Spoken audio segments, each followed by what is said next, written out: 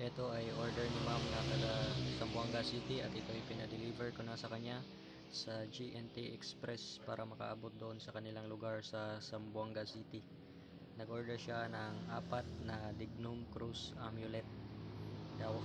Kwintas gawa sa Dignum na kahoy at sinamahan ko ng panlagay sa wallet, mga formula o mga banal na sulat, mga orasyon. Yan ay ilalagay lang palagi sa wallet. Pwede din yan ilang gawa ng paraan para gawing kwintas o hanapan ng paraan para hindi mabasa ng tubig.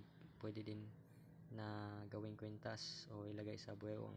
Pangkalahatang proteksyon ang mga iyan, at ito panglagay niya sa kanyang tindahan, pang-attract ng swerte at pang taboy ng mga malas na spirits at malas na mga energy sa paligid.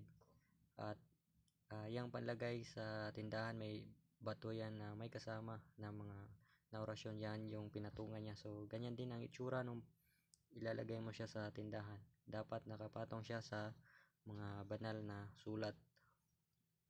Ilagay lang sa safe na lugar ang yan na bato. At itong kwintas, pwede lang mabasa ang tubig kapag naliligo, pwede lang din dalhin sa kahit saan. Papahiran mo lang ito ng virgin coconut oil o langis ng niyog para ito ay manatiling makinis at iingatan para magamit sa pangmatagalang panahon.